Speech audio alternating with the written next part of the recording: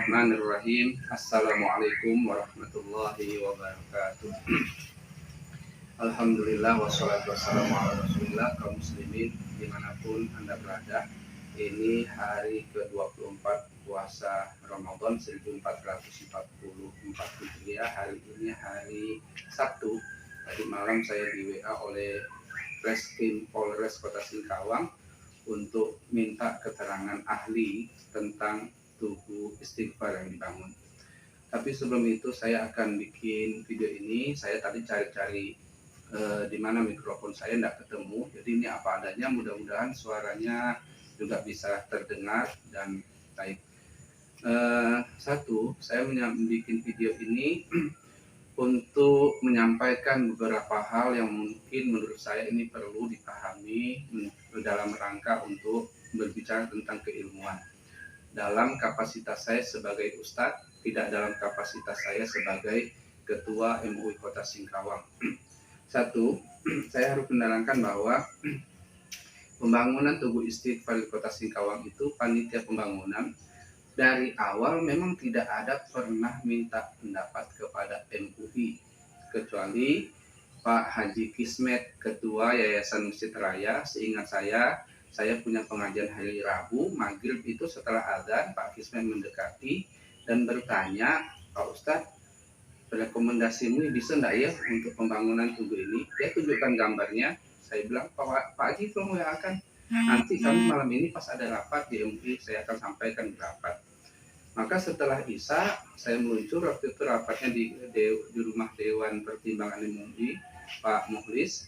Nah, setelah rapat kita itu temanya adalah berbicara tentang pengukuhan pengurus MUI periode 2022 sampai 2027. Setelah selesai poin-poin pembahasannya, saya tambahkan yang dipertanyakan Pak Haji Kismet. Kita rapatnya santai karena belum ada apa-apa saat itu. Maka kemudian hasil dari rapat itu memutuskan bahwa merekomendasikan tubuh istighfar itu tidak dibangun dengan konsep yang seperti itu karena kita menganggap akan berpotensi terjadi pro dan kontra yang berkepanjangan. Bahkan Pak Muhlis waktu itu mengatakan di PU sudah ada konsep yang lain, yaitu tubuh seperti tubuh jam yang berada di Kota Makkah Mukarramah. Hasil itu sudah saya WA-kan ke Pak Haji Kismet sekitar tanggal 19 Januari 2023. Jadi bisa dikonfirmasi ke beliau. Yang kedua, bagaimana dengan peletakan batu pertama atau Bapak datang waktu itu? Saya ditelepon oleh narahubung dari wali kota bahwa minta saya membaca doa sebagai ketua MUI, sholat asar berjamaah di Masjid Raya. Saya sudah tanya, saya minta izin sama Dewan Pertimbangan memperbolehkan karena yang akan dibangun itu dalam rangka semarak Ramadan. Maka ketika saya datang, ternyata yang dibangun itu adalah konsep tubuh istighfar yang seperti sekarang. Tapi bahasa Pemkot adalah ini untuk rangka sementara. Jadi nanti setelah Idul Adha akan dibongkar kembali. Nah, tapi saya kan tidak mungkin meninggalkan tempat, apalagi berhadapan dengan wali kota saat itu. Saya berdiri, saya membaca doa di depan media yang banyak, kemudian tereksposlah ke sana sini. Nah, setelah itu peletakan batu pertama, kemudian beberapa hari kalau saya lewat Masjid Raya itu ini bukan sementara karena besi yang dia tanamkan, dicor, pasir, bangunannya utuh, ini kayaknya permanen, maka terjadi kontra di masyarakat. Ada yang datang ke kami cukup banyak. Yang pertama itu kawan-kawan dari Al-Bahjah Kota Singkawang, yang pengasuhnya adalah Buya Yahya. Kawan-kawan di Al-Bahjah itu 8 atau 7 yang datang ke saya itu menunjukkan video Buya Yahya mengatakan pembangunan patung itu hukumnya haram. Bahkan Buya Yahya mengatakan mengilustrasikan kalau terletak di paha, di pantat, atau jangankan kalimat-kalimat thayyibah, nama kita saja kalau diletakkan di sendal, diinjak-injak, kan itu kita akan marah. Nah, itu satu. Kemudian ada juga dari Ketua POM Kota Singkawang datang. Saya sampaikan bagaimana sikap MUI. Kemudian ada pihak kontra, kalau tidak salah ingat LBH Bakti Nusa itu membuat tembusan ke kami akan melakukan somasi dalam hitungan 7 kali 24 jam. Bahkan 2 hari yang lalu sampai jam 11 salah satu dari Bakti Nusa mungkin yang mengantarkan surat ke kami itu datang ke rumah minta bicara santai sampai jam 11 malam. Itu saya kasih masukan pendapat-pendapat yang menganggapnya boleh. Jadi ini dipandang memang sudah ya gimana ya, sudah cukup terjadi polemik yang berkepanjangan. 3, kami sebelumnya juga pernah rapat karena di Facebook banyak sekali yang mendesak MUI bagaimana komentarnya. Kami rapat itu tanggal 16 Maret 2023 di Full NKP Sierra Jalan Veteran, KP-nya Pak Haji Ibul. Itu rapat sampai jam 12 malam. Itu membuktikan satu hal saja, bahwa rapat itu terjadi alot, terjadi pro dan kontra, tidak bisa dijadikan satu kesepakatan. Tapi intinya karena didesak untuk keluarga, waktu itu kita sudah merancang satu surat, kira-kira himbauannya begini, bahwa demi menjaga ukhuwah Islamiyah dan ketertiban dan keamanan dan memperhatikan pro kontra yang terjadi di masyarakat, maka MUI menghimbau untuk panitia pembangunan Tugu Istighfar lebih baik tidak melanjutkan pembangunan itu. Tapi setelah kita cermati Kamis, Jumat itu, ternyata pembangunan ini berkelanjutan, dilanjutkan dan sudah selesai sekarang. Maka kemudian MUI mempertimbangkan tidak jadi mengeluarkan himbauan itu dengan memandang dua hal. Satu, tubuhnya sudah selesai dibangun. 2, ada testimoni dari pihak yang kontra di Polres Singkawang mengatakan menarik undur dari pihak kontranya. Nah, itu untuk saya jelaskan betapa pedulinya MUI terhadap ini. Kami memantau, kami mencermati, bahkan kami pernah rapat demikian hebat rapatnya. Yang kedua, saya mau menjelaskan beberapa hal. Ini bukan sebagai kapasitas ketua MUI, tapi katakanlah sebagai ustadz, karena saya melihat sampai detik ini pun tidak ada ustadz-ustadz, kiai-kiai Singkawang yang berstatement komentar keluar. Mudah-mudahan ini mencerdaskan, memberikan sudut pandang yang lain supaya kita bisa saling memahami. Satu, dalilnya dari Al-Quran, karena bagaimanapun Al-Quran menjadi sumber rujukan umat Islam yang pertama. Yang kontra itu di Facebook, di mana-mana saya lihat itu mengatakan ini berhala. Pakai dalil bagaimana Nabi Ibrahim menghancurkan berhala-berhala di masanya. Penghancuran berhala di masa Nabi Ibrahim itu perlu kita garis bawahi, itu karena berhalanya disembah, dikultuskan, didewakan, diminta-minta, berdoa di hadapannya. Dan yang kedua perlu kita pahami, tidak semua berhala dihancurkan Nabi Ibrahim. Dan itu direkam di Al-Quran, surah Al-Anbiya ayat 58. Faja'alahum juzadan. Kemudian Nabi Ibrahim membuat patung-patung itu berkeping-keping, illa kabiran lahum, kecuali yang besar. Yang terbesar malah tidak dihancurkan Nabi Ibrahim. La'allahum ilaihi yarji'un. Barangkali kepada yang besar ini mereka bisa mengambil iktibar. Maka di buku Wawasan Al-Quran Tafsir Maudhu'i itu mengatakan pendapatnya, dan ini menurut saya cukup menarik. Kenapa Nabi Ibrahim tidak menghancurkan yang terbesar itu? Karena masalahnya bukan di patung, masalahnya adalah di persembahannya. Dia menyembah, mengkultuskan, mensucikan, mendewakan patung itu. Yang kedua, di Al-Quran ada juga surah As-Saba dari ayat 12 sampai 13. Ini clear berbicara tentang patungnya. Ya maluna lahu mayasya. Ayat ini berbicara tentang Nabi Sulaiman. Jin-jin itu membangunkan Nabi Sulaiman apa saja yang Nabi Sulaiman kehendaki. Mimmaharibah, dari gedung-gedung yang tinggi, watamathila, dan patung-patung, wajifanin, dan piring-piring kaljawabin yang seperti sungai, seperti kolam-kolam yang besar, wakudurul rasiat, dan periuk-periuk. Kau bisa bayangkan, ibu bisa bayangkan bahwa Nabi Sulaiman memperbolehkan jin itu membangunkannya patung-patung. Sekelas Nabi kan tidak masuk akal kalau patung itu diharamkan, kemudian Nabi Sulaiman memperbolehkan. Dan kalau kita lihat antara Nabi Ibrahim, dengan Nabi Sulaiman lebih lama, Nabi Sulaiman lebih belakangan. Itu dari sisi Al-Quran. Yang kedua dari sisi hadis. Saya memantau, mencermati yang pihak kontra pembangunan tubuh istighfar ini, itu menampilkan hadis-hadis. Yang pertama saya simpulkan ada 3 hadis. Yang pertama itu berbunyinya begini. An Aisyah radhiyallahu anha qadima Rasulullah sallallahu alaihi wasallam safarin, dari Aisyah bahwa Rasulullah sallallahu alaihi wasallam datang dari sebuah bepergian. Waqad satartu bi kiramin li ala sahwa. Sungguh aku sudah menutup rakku, kiram itu rak, ala sahwatin, pakai tirai. Li fiha tamasil. Tirai itu yang aku bikin itu mempunyai tamasil, patung-patung atau gambar-gambar. Kalau dalam hadis ini kan sulit rasanya patung itu ada di tirai. Falamma ra'ahu Rasulullah sallallahu alaihi wasallam hatakahu, maka tatkala Rasulullah melihat tirai itu, Rasulullah merobeknya.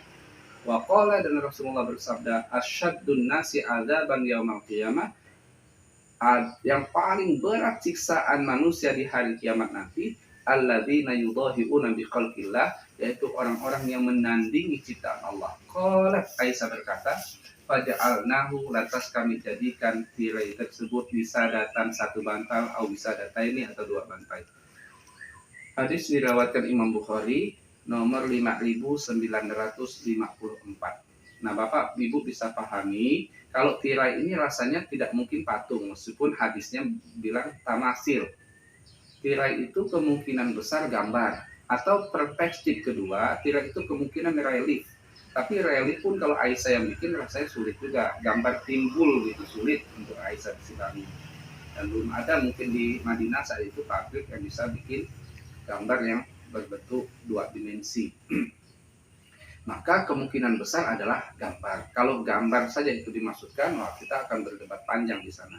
Hadis kedua yang sering dipaparkan adalah An Abdillah ibnu Umar radhiyallahu anhuma anna Rasulullah sallallahu alaihi wasallam qol, dari Abdullah bin Umar, Rasulullah sallallahu alaihi wasallam bersabda, innal ladzina yasna'una hadhis suwar, sesungguhnya orang-orang yang membikin suwar ini.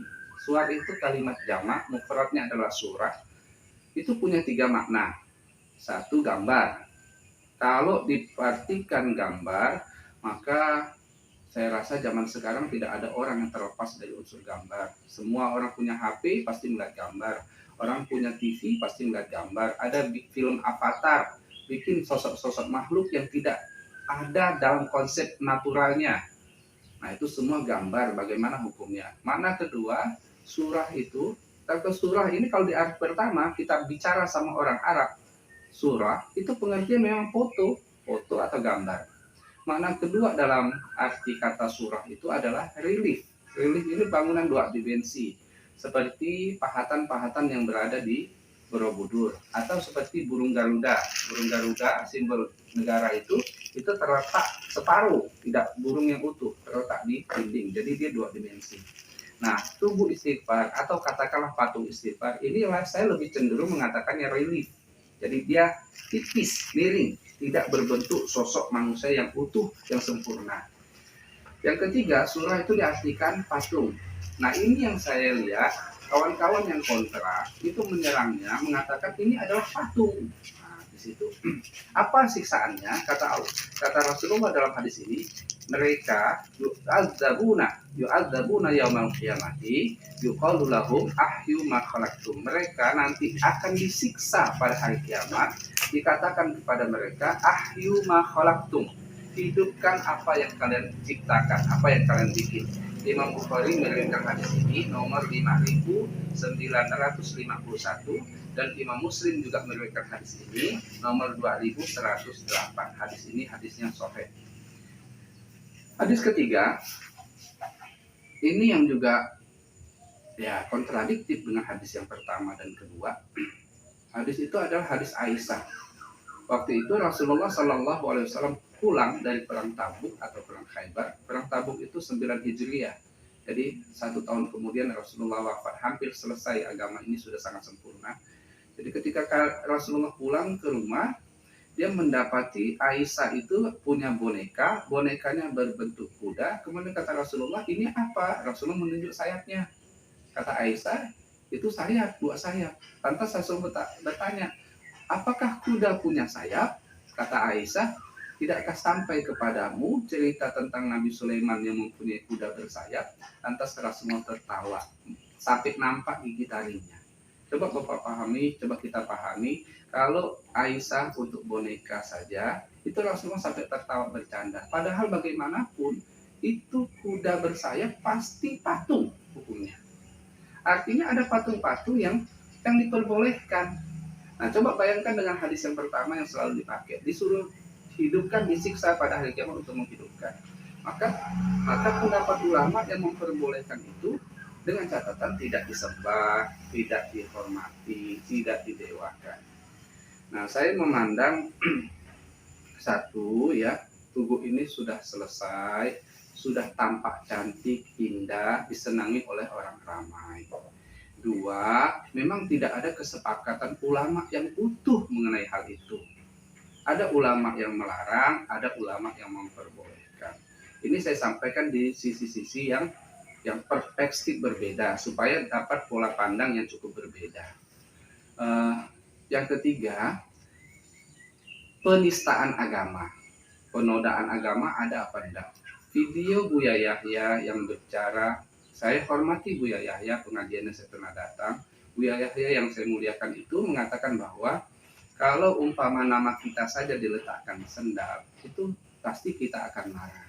Kalau semisal nama Nabi Muhammad berada di keset kaki, nama Allah berada di keset kaki, maka saya yakin 100% seluruh umat akan sepakat itu haram dan seluruh umat akan marah. Tapi kalau konsep yang dibikin di tubuh istighfar ini, kalimat-kalimat thayyibahnya itu diletakkan dengan sudut yang agak tinggi, mungkin di atas bahu atau setara kepala, itu posisi terhormat menurut saya. Dan unsur penghinaannya, penodaannya, melecehkannya, saya rasa kalau ditanya seluruh orang, tidak ada unsur penghinaan dan pelecehan itu. Atau begini sajalah, misalnya ini Al-Quran. Saya contohkan dulu ya. Misalnya ini Al-Quran. Ada ibu bapak ngaji taruh di paha Al-Quran ini. Al-Quran ini tentu lebih mulia dibandingkan kalimat thayyibah tadi. Al-Quran ini kan kalam-kalam Allah. Diletakkan di paha, niatnya mengaji. Kira-kira ini penodaan, penistaan, atau pelecehan terhadap agama atau tidak? Padahal tempatnya adalah tempat yang tidak mulia, dekat kepada sesuatu benda yang tidak mulia. Tapi tentu kita sepakat, ini tidak pelecehan, ini tidak penodaan. Ini adalah untuk mengaji. Atau katakanlah diletakkan di rehal di depan yang setara dengan lutut. Penistaan, penodaan, atau penghinaan atau tidak? Jawabnya tidak. Karena niatnya tidak ada untuk menodai. Nah, di tubuh istighfar itu mainstreanya kita tidak dapat kalau itu dikatakan penodaan, penghinaan. Itu terhormat. Mainstream yang bangun itu saya lihat niatnya adalah untuk betul-betul mengingatkan orang tentang istighfar dan dia letakkan cukup tinggi. Jadi kalau dikatakan itu penodaan, saya rasa unsur penodaannya juga tidak ada. Kalau dikatakan itu patung, saya sudah jelaskan dari sisi Al-Quran, saya sudah jelaskan dari sudut pandang hadisnya. Kalau dikatakan nanti ada orang yang pakai celana pendek, tidak berkerudung, foto-foto di situ, menghina itu terlalu, menurut saya terlalu berlebihan juga. Bagaimana dengan orang perempuan yang pakai kerudung berfoto di, misalnya di Bekong, bagaimana pejabat-pejabat pakai kopi atau berfoto di Bekong, kan itu tidak sampai ke sana lah kita kan. Nah, saya pikir itu yang mungkin bisa saya sampaikan. Yang kedua ada masalah kaligrafi. Kaligrafi itu yang selalu menjadi pembahasan. Tentu ini pakarnya. Saya tertarik sekali ketika pembahasan di rumah dinasnya Ketua Dewan Kota Singkawang, Pak Sugianto. Waktu itu Bahsul Masail NU. Pendapat Dr. Didin, ya, kalau saya tidak salah ingat, kayak Haji Didin, itu juri kaligrafi tingkat nasional, bahkan sudah level ASEAN. Itu mengatakan gambar yang dibikin di tubuh istighfar Kota Singkawang itu tidak ada masalah. Secara sudut pandang kaligrafi itu boleh-boleh saja, itu sah-sah saja. Tapi memang lucu ya di Bahsul Masail, setingkat Bahsul Masail, bahkan kawan-kawan yang dari Mempawah Bahsul Masail NU itu mengatakan hukumnya kaligrafi itu tidak boleh. Padahal yang berkomentar di video awal itu adalah orang juri tingkat nasional, selalu dipakai juri MT. MTQ dan sudah berbicara pada level ASEAN. Itu membolehkan atau dibantah oleh tingkat kabupaten kota. Nah, jadi menurut saya kaligrafinya sebenarnya sudah tidak masalah. Tinggal tulis-tulisannya lah, tanyakan kepada pakar-pakar kaligrafi.